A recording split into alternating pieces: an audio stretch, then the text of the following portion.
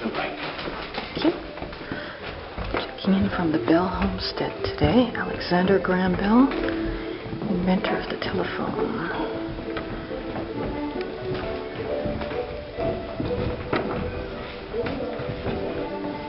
So as I mentioned earlier, homes of the period commonly had everyday spaces, but then you'd also have a more formal room where you'd entertain if you had company.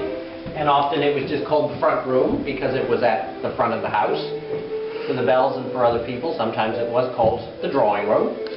For the first few years they were on the farm, this really was just the front room. The archway above you was a full wall up until 1875 when the Bells took it out, so that they had a much larger drawing room. The back room originally was a small parlor or sitting room. But usually the drawing room is where the mistress of the house had the best furniture that she could afford. Her family portraits would be on display in this room, and her favorite knickknacks and bric-a-brac. Over the mantel is a portrait of our hostess, Eliza, Alec's mother. Again, she was the artist of the family. And on the front wall to the left of the French door, you'll see her portrait of Alec and his two brothers as boys back in Scotland. Again, keeping in mind, neither Melville nor Edward ever saw this house. They both died of tuberculosis back in Scotland. On the right over the side table, you'll see portraits of Eliza and Melville.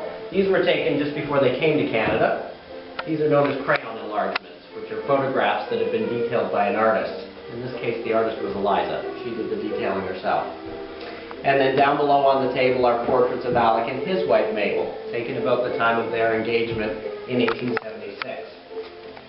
Keep in mind, they originally met as teacher and student in Boston. Mabel was completely deaf. She lost her hearing as a result of scarlet fever when she was 5. She and Alec first met when she was 15 as teacher and student.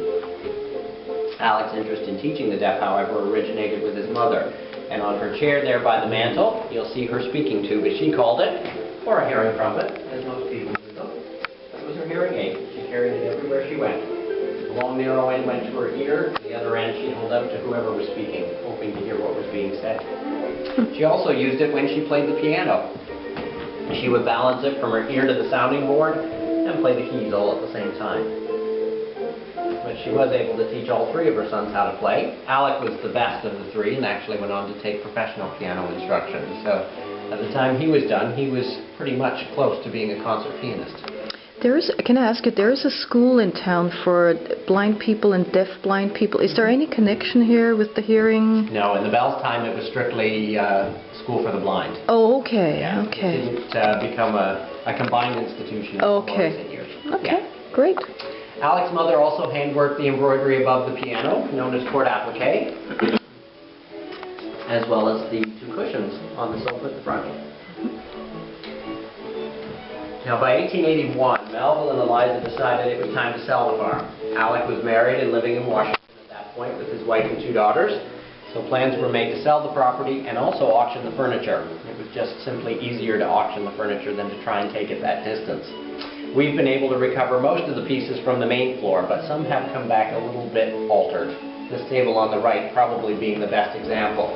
In the Bell's time, it was a square grand piano, almost identical to the one that's at the back of the room, which is a period piece. Unfortunately, owners after the Bells decided that the piano made a better table. That's all that came back to the house.